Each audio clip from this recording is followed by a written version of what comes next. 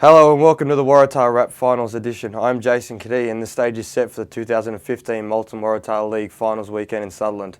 But before that, let's see who got the job done last weekend and is heading to Sutherland for the finals. Let's start with our Youth League Division 1 women and let's head up the freeway where the Central Coast took on the Sydney Comets and it came down to a 1-point game. Sydney Comets' Bree Delaney had 20 points, but it wasn't enough. The Illawarra Hawks will also be heading up to Sutherland this weekend as they took down Bankstown, my best mate's team, 69-38. Let's jump across to our Youth League Men Division 2. And in a game that went down to overtime, the Rye Bulls pulled away with a W. Manly put a good fight in, but however, you cannot stop a big man that can dunk from the free throw line and hit some buckets past the arc. I am talking about Harrison Goodrick, who had 63 points on his own. The Sydney Comets played host to St George Saints. Comets had an 8-point lead going into the half, but put the foot down in the second to pour out to an 85-59 win. Standout performance from Comets' Hamish McGregor. Over to Youth League Men 1. Bankstown got to work on Saturday night against Sutherland Sharks, 79 points to 60. Great effort from the boys from the Shire, but it wasn't enough to stop the mighty Bruins.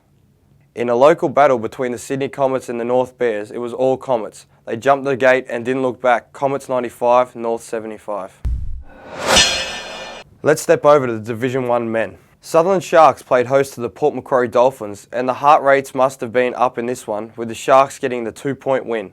Over in the other game, 8 points was the difference in this matchup. Sydney Uni Spiders' Sam White had 23 points to help his team get the W. The boys from Bankstown took the drive up to Newcastle and drove home with a great win. But the Hunter boys didn't make it easy, sending the game into overtime, but Bankstown's JC, John Cahill, had 21 points to get his team over the line.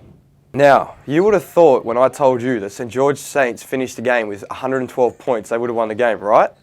But if I told you in the first half, 20 minutes of basketball, the Wagga Heat had 89 points, would you believe me?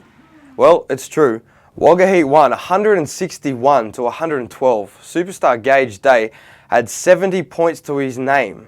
Mind you, his team hit 72 points in the second half alone. Strong effort from St George, but it wasn't enough, even though Saints' Luke Davies poured in 57 of his own.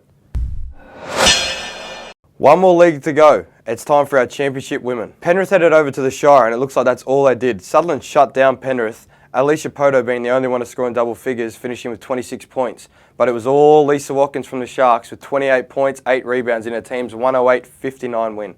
In a closer game up the freeway, Newcastle girls are heading to the finals weekend, getting a 60-56 win over the Hornsby Spiders. Spiders' Kate Seaborn put up a fight, but fell short. So maybe it's the best left to last. North hosted my mighty Bankstown Bruins on the weekend. While Bankstown were dropping buckets, North couldn't find the net in the first half, only having 17 points. Bankstown's Mirko Jeric top score with 22 points to get Bankstown the 7-point win. Last finals match of the weekend was between the Sutherland Sharks and the Hornsby Spiders. This was a game to watch with some of the biggest matchups in the league. Sutherland had a 1-point lead going into the half, but the other end of the stick, the Spiders got the 1-point win. Chapman had an outstanding game, 17 points and 12 rebounds, 3 assists from outside the arc. Well, that was the Waratah Wrap review of the qualifying finals. Our finals weekend preview will be coming to you next.